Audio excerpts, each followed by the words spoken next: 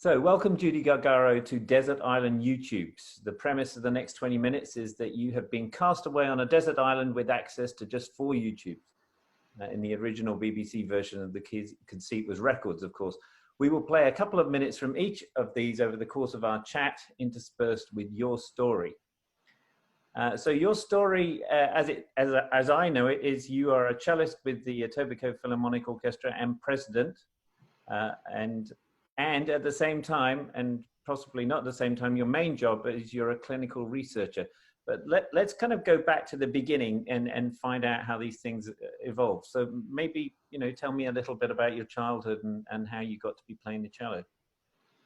So my father is a hobby musician. So I grew up listening to him practice piano. He was a supply organist. He didn't have his own church, but he was a supply organist. So I would listen to him practice. And he always had music going in the house. It was one of the ways that he was a math professor at the University of Toronto. And when he needed a break from doing all of that, he would play music typically very loudly and would lie on the floor of the living room in the dark, just letting it soak into him. So I had a lot of exposure to classical music from my dad. I started out taking piano lessons, when I was maybe seven or 8. And I went to a school where we had electives on Wednesday afternoon. And so one of the electives I chose was to play the guitar. And one of the students who was in this class ahead of me she was one grade up. Her name is Peggy Lee. And I really quite looked up to her. She was a very good guitarist, but I looked up to her in many other ways. And she came in to do a bit of a show and tell and played the cello for us. And I loved the instrument. And because I admired Peggy so much, I went home, and I was in about grade 5 at the time. And I said to my parents, I want to take cello lessons. And funnily enough, Peggy Lee went on to become a professional cellist. She lives in Vancouver, and her brother is also a professional musician, Eric Lee. He's a bassist in the Kingston Symphony. So it's all kind of funny how things go around. Okay, so we've got you playing the cello or wanting to play the cello, and your dad lying on the floor in the dark listening to music. Maybe this will be an apt time to have your first choice. So what have you chosen for your first YouTube?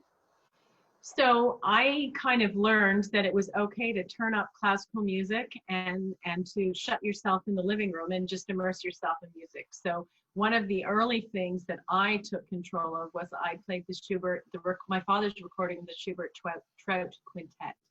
And this music has always made me happy. I would dance around in the living room. I would actually conduct, apparently. And there's some photographs of me as a very young girl, maybe 5 or 6, dancing that are in our family album. And it was inevitably to this piece of music.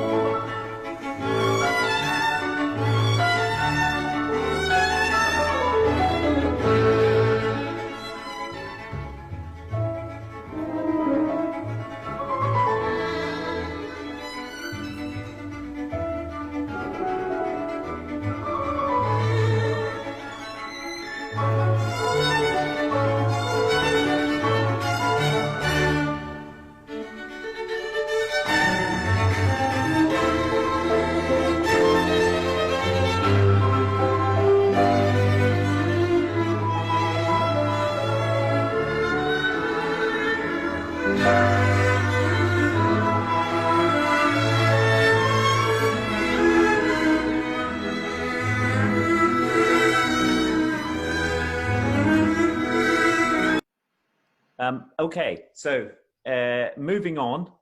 So your dad's in the dark, lying on the ground, and you are wanting to play the cello, and so you get cello lessons. My father did some research, and we came up with the name of David Ford, who was the music teacher at North Toronto Collegiate. And so I kind of set my sights on going to North Toronto, which was actually my local high school. So I studied with David, Mr. Ford, of course, at the time. I studied with him for until grade 8, and then we transitioned me to another private teacher because he didn't want to be my teacher at school as well as my private teacher. So that's how I started.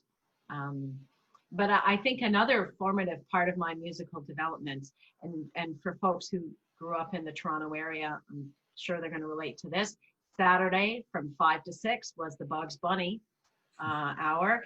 And I used to get really annoyed when the golf tournaments would encroach on the Bugs Bunny time. And lots of folks were exposed to classical music and opera through the Bugs Bunny cartoons. And so one of my favorites was The Rabbit of Seville, which of course is the Bugs Bunny version of The Barber of Seville. And I remember just absolutely loving this particular episode. When it came on, I would call my father, and we would sit in front of the TV, my father, my brother, and I, and we would watch, you know, often Bugs Bunny in general, but for sure The Rabbit of Seville. And I can just start to do this, and you know, my father and brother know that I'm referencing Bugs Bunny's feet on Elmer Fudd's scalp, you know, to the music.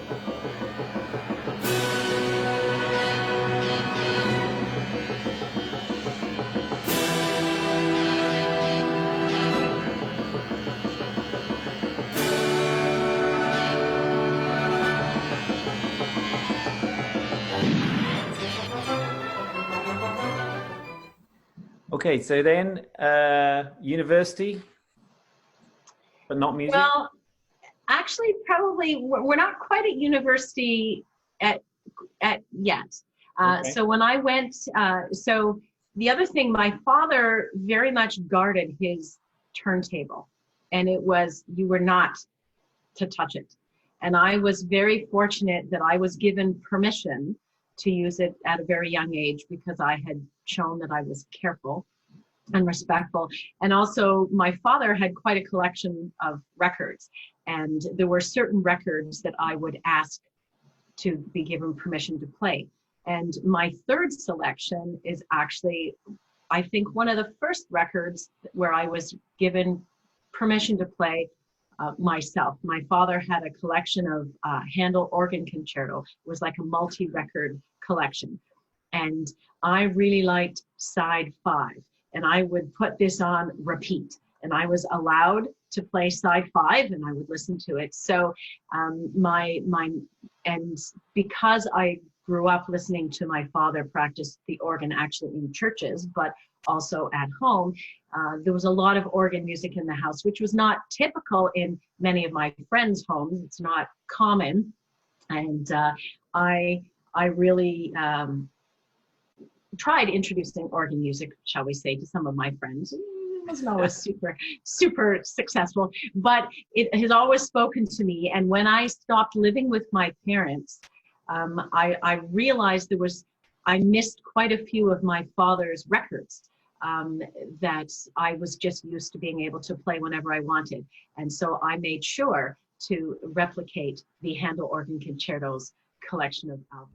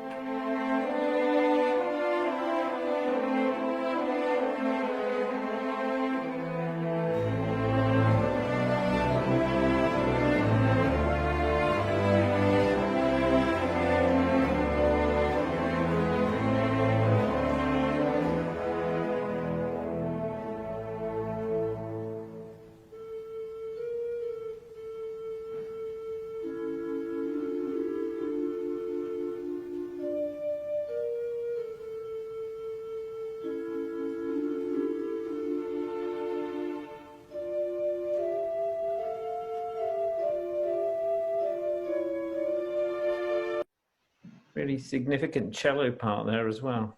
Mm-hmm. And this was really pre my interest in the cello.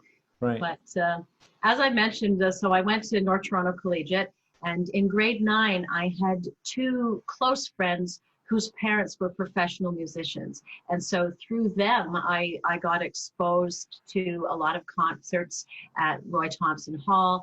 I met quite a few professional musicians. So I went to hear a number of pretty significant concerts at that time with the aforementioned Pinchas Zukerman as well. And but through them, I was exposed to the Jacqueline Dupre recording of the Elgar Cello Concerto, and this blew my mind, and it became on very much a loop for me. I listened to it very often when I needed energy, when I was feeling in a funk and I needed to be brought up.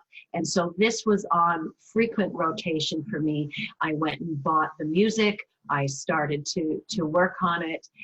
It really sort of inspired me. So how old are you at this point? So I was in grade 9, so I would have been 14. At this time, I also wanted my own cello. I had been playing on not a full-size cello, and I wanted to buy my own cello. So I delivered a lot of Toronto Star newspapers, a lot of them. Wow. For many years. Is that the cello you now play on? Yes. Uh-huh. Yeah. So it was a cello. It was actually used on the Julia Amato show, which I have to admit I never watched. But it was a show that was on Canadian television. It was a variety show. She was a hobby cellist, and it was her cello. And so I ended up buying it. And I'm not one to name things, whether it be cars or my instruments or anything like that. But the aforementioned friends of mine who I knew in grade 9 said, "Oh, you've got to name your cello." So it had an absolutely hideous olive colored cello case, like a plasticized. It was hideous. So I just said, "Fine, Oliver it is." So I named my cello Oliver, and I almost never use the name now. It was very much of a high school thing. What did you study at university? So I went ahead, actually, to be perfectly honest, thinking I was going to be a physician. So I took a lot of science courses in first year. But one of my elective course was psychology. And so I got really, really interested in neuropsychology and physiological psychology. So I ended up finishing out my studies with a double specialist in psychology and physiology, with actually a minor in criminology from the University of Toronto. So, and I let my music lapse a little bit. When I graduated from high school, I was also a competitive swimmer, and I swam on the varsity swim team at the University of Toronto. And I couldn't be part of the Hart House Orchestra at U of T and swim varsity and do this heavy program. So I reasoned that I could always come back to music, but I would at some point pretty soon be too old to swim. Right. And so I competitively at that level. So I dropped my cello almost completely. Like, I have to say, I got absorbed in my heavy academic program in swimming. And I have to say, it's really because of Sherry Lundy, our principal violist, that I came back to it. She was the strings teacher at the junior school that my sons were at.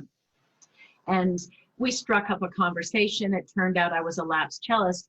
And for those of you who know Sherry, she's actually can be quite persuasive, and she can be a bit of a dog with a bone. So every time she saw me, she sort of nagged me, you've got to come out to rehearsal. And I said to her, but I'm crap. Like, I mean, I really haven't done anything in 17 years. I mean, I don't know, have I even played the cello more than 2 or 3 times in 17 years? I don't think so. She goes, come out, come out, come out, And so I came out, and as much as I was crap-ish, I wasn't as crap as I thought. It kind of came back to me. And so Sherry encouraged me to keep coming. And so really that's why I'm in the orchestra.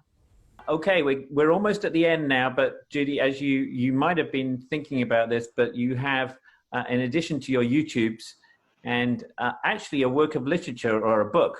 Do you have an idea what book you take with you to the island? Well, given that I don't really like to read things more than once, I think the better book for me to bring would be some sort of puzzle book, whether it be logic puzzle or Sudoku. That's very much my hobby on the side when I want to get a break from something. So I think I could bring something like that. By the time I got to the end, I could go back to the beginning and I wouldn't mind repeating it. So I think between the music and the puzzle book to keep my mind going, I think it would all be good. Okay, wonderful. Well, thank you very much for sharing your 4 desert island YouTubes. And thank you for asking. you're welcome. Have a wonderful day.